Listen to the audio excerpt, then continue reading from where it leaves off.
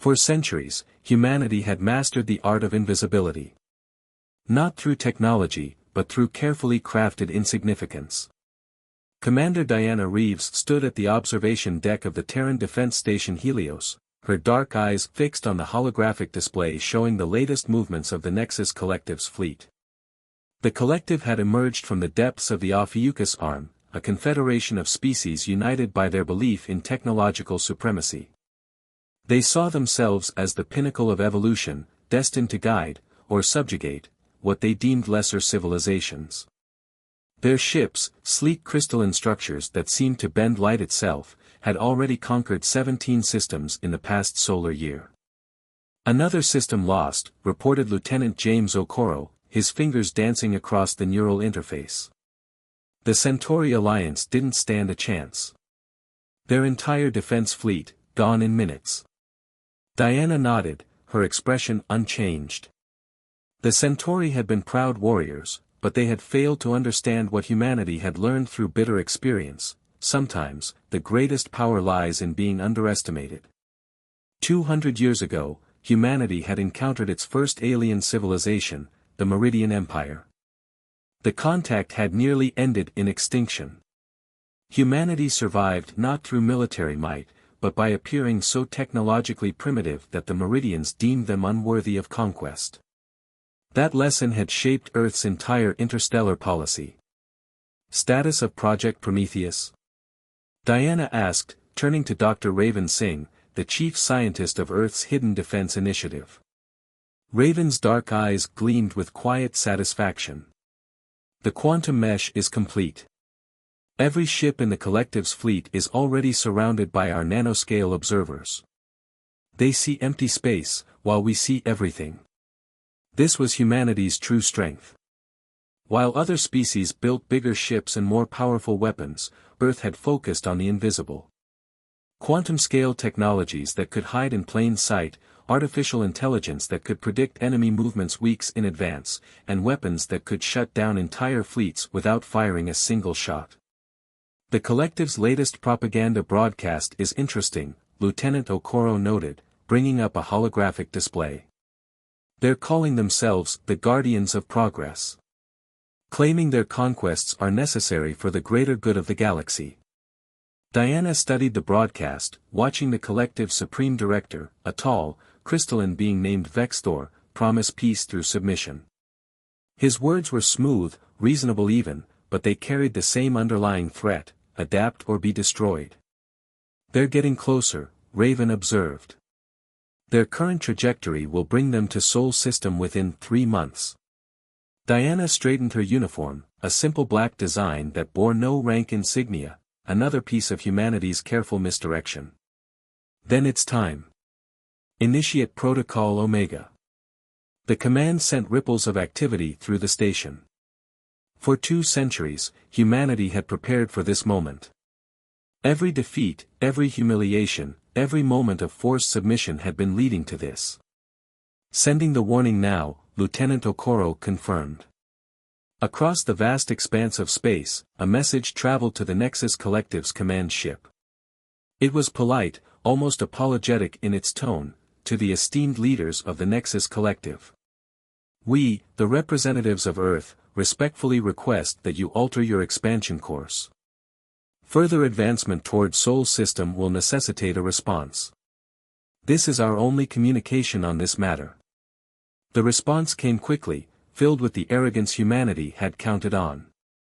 Supreme Director Vextor himself replied, "Your primitive species dares to make demands. Your system will be enlightened by the collective's guidance, whether you wish it or not." Diana allowed herself a small smile. Everything was proceeding exactly as predicted. The collective, like so many before them, saw only what they expected to see: a primitive species making futile gestures of defiance. They didn't see the quantum mesh already woven through their ship's systems.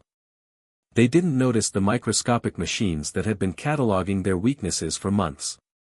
They couldn't detect the neural networks that had mapped out every possible scenario of their response. "Begin Phase 2, Diana ordered. "Let's show them what humanity has learned from centuries of watching."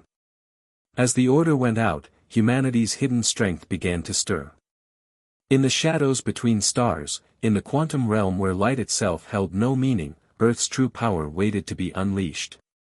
The Nexus Collective was about to learn why humanity's polite warnings were the most dangerous in the galaxy. Those who had watched their fall would remember it as the moment when silence became strength, and politeness became the prelude to power. Lieutenant Okoro's warning sensors flared to life as the first wave of Nexus ships entered the outer reaches of the Sol system. From his station aboard the Helios, he watched the crystalline vessels slice through space with predatory grace. "They've brought their entire Third Fleet," he reported to Commander Reeves. 87 capital ships, over 200 support vessels. Diana studied the tactical display, noting how the collective ships moved with absolute confidence, their formations declaring their sense of superiority. And their shield frequencies? Changing exactly as predicted, Raven Singh answered from his research station. "The quantum mesh is tracking every modification. Their adaptive defense systems are impressive, but..." He smiled slightly. "They're playing exactly the game we designed." The past week had seen the collective methodically conquering the outer mining colonies of Sol. They encountered no resistance, another calculated move on humanity's part. Each abandoned outpost and empty station reinforced their belief in Earth's weakness. "Message from Supreme Director Vex Thor," Lieutenant Okoro announced. "They're demanding immediate surrender and integration into the collective." "There." He paused, allowing himself a small smile, being quite polite about it. "How diplomatic of them," Diana remarked dryly. "Send our prepared response." The message that went out was brief: "We acknowledge your request and regret that we cannot comply. Please reconsider your current course of action." The response from the collective was predictably dismissive. Their massive ships continued their advance, their weapons charged, their crews certain of victory. They had conquered 17 systems with this same approach. Why should Earth be any different? "They're approaching the Kuiper Belt defense line," Raven reported. "Quantum mesh saturation at optimal levels." Diana nodded. "Execute Protocol Omega Phase 2. Across the vast expanse of space, invisible changes began to take place. The quantum mesh, woven through every system of the collective ships, came alive with new purpose. It was technology so advanced it appeared primitive, billions of quantum-scale machines that had spent months learning, adapting, and preparing. "Their primary targeting systems are now receiving our modified data streams," Raven confirmed. "Sensor ghosts are being implemented. Their AI combat systems are beginning to see what we want them to see." The first signs of confusion appeared in the collective's fleet. Ships began to adjust their positions, responding to threats that didn't exist. Their sophisticated targeting systems, pride of their military might, began reporting phantom contacts and false readings. "They're realizing something's wrong," Lieutenant Okoro reported. "But they can't locate the source. Their diagnostic systems are reporting everything as normal." Diana watched as the mighty fleet began to lose its perfect formation. "Send the next message." This time, the communication was even shorter: "Final opportunity to withdraw. Consequences begin in 5 minutes." The collective's response was immediate and aggressive. Their forward ships launched a barrage of energy weapons, their crystalline hulls glowing with power. The beams streaked toward Earth's apparent position, and passed through empty space. "Holographic displacement complete," Raven announced. "They're firing at our projected image. The real Earth remains safely hidden behind the quantum veil." Diana allowed herself a moment of satisfaction. The trap was set, and the collective had walked right into it. Their mighty weapons were useless against an enemy they couldn't properly see, their advanced targeting systems betrayed by their own complexity. "They're launching fighters," Lieutenant Okoro reported. "Trying to compensate for their targeting issues with visual confirmation." "Perfect," Diana said. "Initiate the Prometheus Protocol." Throughout the collective's fleet, their quantum-based communication systems began to shift. Signals became corrupted, orders were misinterpreted, and coordination began to break down. The fighters, cut off from their command ships, started responding to false signals generated by Earth's defense systems. Their entire command and control structure is fragmenting, Raven reported with professional satisfaction. The quantum mesh is now fully integrated with their systems. They can't distinguish their real data from our insertions. The mighty Third Fleet of the Nexus Collective, terror of 17 star systems, began to drift into chaos. Ships fired at phantom targets, responded to false threats, and slowly lost their cohesion as a fighting force. And through it all, humanity had yet to fire a single shot. "They're beginning to realize the depth of their mistake," Diana observed, watching as the collective's ships started to break formation, each responding to different false threats. "Prepare for Phase 3. Let's show them exactly what they've ignored for all these centuries." As the order went out, humanity's hidden fleet began to emerge from its quantum shadows. The real battle was about to begin, and the collective was about to learn why Earth's polite warnings should have been heeded. The price of their arrogance would be paid in full. Through the crystalline bridges of their ships, the Nexus Collective's commanders watched in growing horror as their mighty fleet descended into confusion. Supreme Director Vex Thor's face, normally an emotionless mask of living crystal, showed the first cracks of concern. "How are they doing this?" he demanded, his voice resonating through the command ship's neural network. "Where are their weapons? Their ships?" Below the ecliptic plane of the solar system, Commander Diana Reeves monitored the situation with calculated precision. "Status of the collective's neural networks?" she asked. "Completely compromised," Raven replied, his fingers dancing across holographic displays. "Their entire command structure relies on quantum-based neural links. They never considered that their greatest strength could become their greatest weakness." The quantum mesh that humanity had spent months weaving through the collective's fleet wasn't just observing anymore, it was rewriting their reality. Every attempt to coordinate their forces only spread the confusion further. "They're launching their elite crystalline guard," Lieutenant Okoro reported. "Looks like Vex Thor is done playing games." The crystalline guard were the collective's ultimate warriors, their ships smaller but more advanced than the regular fleet. They moved with impossible grace, their neural interfaces allowing them to react at the speed of thought. Diana nodded. "Perfect. Initiate Protocol Omega Phase 3. Throughout the solar system, humanity's hidden fleet finally revealed itself. But these weren't the crude warships the collective had expected. Each vessel was a marvel of quantum engineering, their hulls embedded with technology that had been refined through centuries of careful observation and advancement. "The look on their faces," Raven remarked, watching through the quantum mesh's sensors. "They're finally realizing that all their scans of Earth, all their intelligence about our capabilities, were exactly what we wanted them to see." The human ships moved with perfect coordination, their systems immune to the quantum interference that was plaguing the collective. Each vessel was a testament to humanity's true achievement, not the ability to build bigger weapons, but to understand and control the very fabric of spacetime itself. "Message from Vex Thor," Lieutenant Okoro announced. "He's demanding to know what we are." Diana's response was transmitted across all frequencies. "We are what you could have discovered if you had looked deeper. We are what happens when a species learns from being underestimated. We are humanity, and we tried to warn you."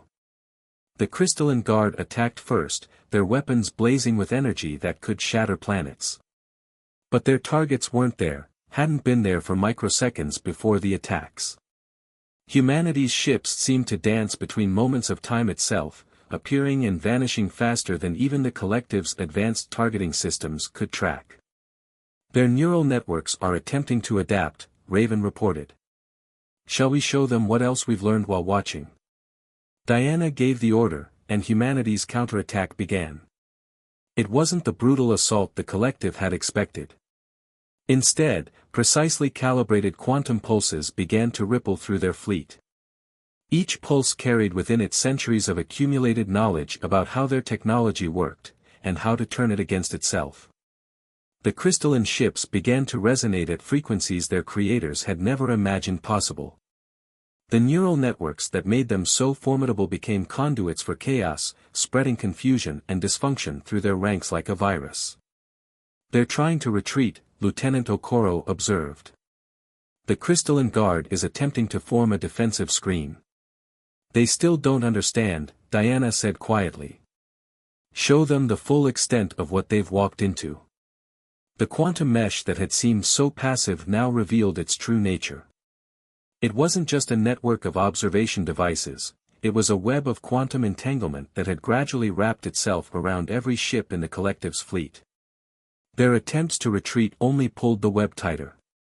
Throughout the fleet, systems began to shut down. Not through violence or destruction, but through the subtle manipulation of quantum states that humanity had mastered. Ships that could shrug off direct hits from the most powerful weapons found themselves helpless against an enemy that fought on the level of reality itself. "Vexthor is requesting communication," Lieutenant Okoro reported, a note of satisfaction in his voice. "Not yet," Diana replied. "Let them experience what it means to be truly powerless. Let them understand why we chose to warn them instead of threatening them." The mighty Third Fleet of the Nexus Collective, conquerors of 17 systems, hung suspended in space, their crystalline ships now little more than beautiful sculptures. Their crew watched in helpless amazement as humanity's true fleet emerged from quantum shadows, each vessel a testament to centuries of hidden advancement. The price of ignoring humanity's warning was about to become very, very clear. Supreme Director Vexthor stood rigid on his command bridge, watching his mighty fleet drift powerless in the void. The crystalline surfaces of his ships, once gleaming with energy, now reflected only the distant light of soul. Every attempt to restore power or regain control only seemed to make things worse.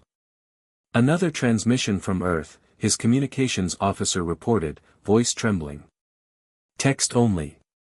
The message was brief: "Now you understand why we chose to warn you." Commander Diana Reeves observed the collective's predicament from the Helio station.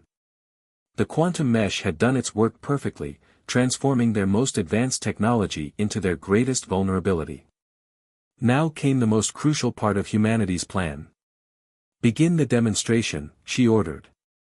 Lieutenant Okoro activated a series of commands, and across the solar system, humanity's hidden achievements began to reveal themselves. Massive structures emerged from quantum shadows, orbital platforms, defense installations, and research stations that had been invisible to the collective scans. "They're realizing now," Raven noted, monitoring the quantum mesh's feedback. "Every scan they ever made of our system, every piece of intelligence they gathered, it was all part of our deception. The structures that appeared weren't crude fortifications or simple weapon platforms. They were monuments to human ingenuity, facilities that had pushed the boundaries of physics itself. Each installation represented a different path of technological advancement that humanity had pursued in secret. Their neural networks are attempting to analyze our technology," Raven reported. "Should we let them see?" Diana nodded. "Show them exactly what they've challenged." Through the quantum mesh, the collective sensors were allowed to see the true nature of humanity's achievements. They saw how Earth had mastered quantum engineering not through brute force, but through patience and understanding. They witnessed how humans had learned to manipulate the fabric of space-time itself, not with massive engines, but with precise, subtle adjustments. "Their command staff is in chaos," Lieutenant Okoro reported with a hint of satisfaction. "Some are demanding immediate surrender, others are trying to find a way to fight back. Vexthor hasn't responded to either faction." "Send the next message," Diana commanded. The transmission that reached the collective ships was accompanied by a demonstration. A small human vessel, no larger than a shuttle, approached one of their massive capital ships. With a pulse of quantum energy so subtle it was almost invisible, it caused the crystalline vessel's structure to temporarily phase out of normal spacetime. "We could have destroyed your fleet the moment it entered our system," the message read. "We chose not to. Remember that." The demonstration continued as human ships began systematically neutralizing the collective's most advanced weapons. Not through destruction, but through precise manipulation of quantum states that rendered them harmless. Each demonstration was a lesson in the power of subtlety over brute force. Vexthor is requesting direct communication, Lieutenant Okoro announced. Video and audio. Diana straightened her uniform. Accept. The image that appeared showed a changed being. The Supreme Director's crystalline form, usually radiating confidence and authority, seemed diminished. How? He asked simply. How did we not see this? Because you chose not to look, Diana replied calmly. You saw what you expected to see, a primitive species hiding from the galaxy. You never asked why we chose to hide. Through the quantum mesh, humanity began the process of releasing the collective's ships from their quantum entanglement. It was a deliberate process, done with the same precision that had trapped them. Your warning, Vexthor said slowly. It wasn't a plea for mercy. It was an opportunity, Diana finished. One you chose to ignore. Now you understand why we value patience over power, observation over domination.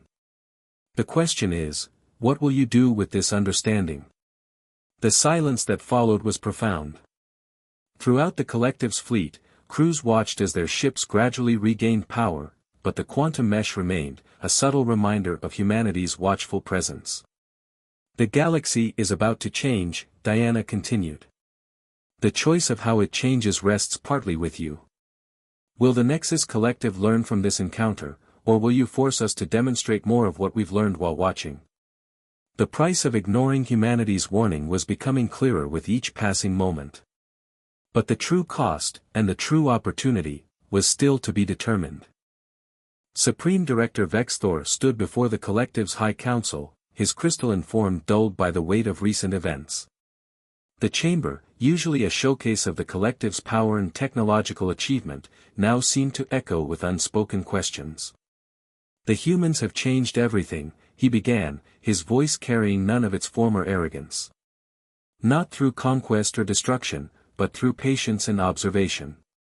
In Earth's Orbital Command Center, Commander Diana Reeves reviewed the latest reports. The quantum mesh remained in place throughout collective space, not as a weapon, but as a reminder. Every crystalline ship that had once threatened Earth now carried within it a piece of human ingenuity, and a warning. The Centauri Alliance is requesting protection, Lieutenant Okoro reported. Along with 6 other systems previously under collective control. And the collective's response? Diana asked. They're withdrawing.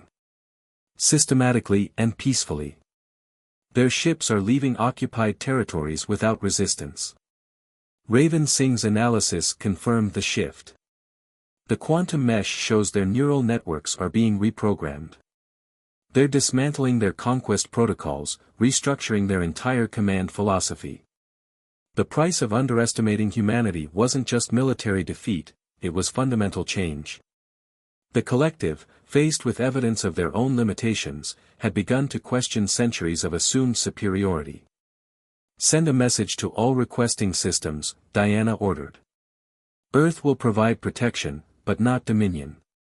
We've watched long enough to know the difference. Throughout the galaxy, the story spread. Not of humanity's weapons or destructive capability, but of their patience, their subtlety, and the power of their restraint. The species that had seemed to hide from the stars had been watching, learning, and perfecting the art of invisible strength. Message from the Collective's High Council, Lieutenant Okoro announced. They're proposing a different kind of alliance. Not based on submission, but on mutual learning. Diana studied the proposal.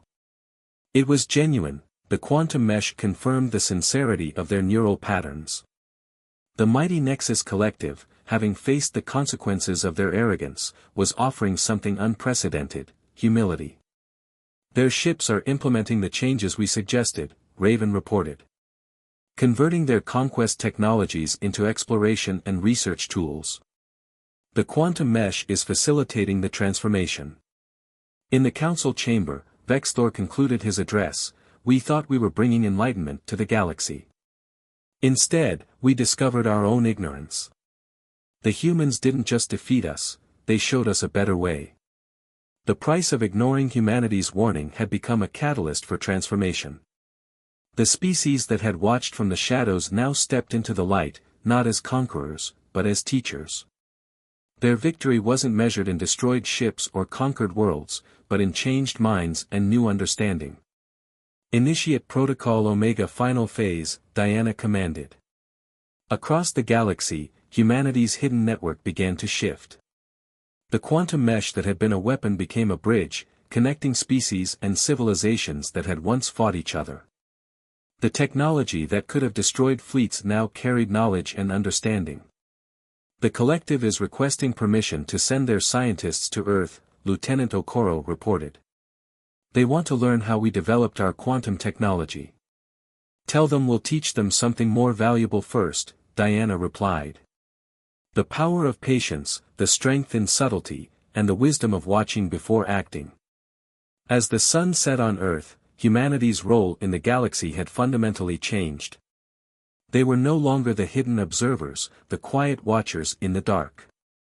They had become something more, guardians of a new understanding, teachers of a power that came not from domination, but from wisdom. The price of pride had been paid, but the reward was beyond anything the collective had imagined. In learning to fear humanity's warning, they had discovered something far more valuable, humanity's guidance. And in the vast depths of space, a new era began, one where the strongest weapons were understanding, and the greatest power lay in the ability to learn from those you once thought beneath you. The universe would never be the same.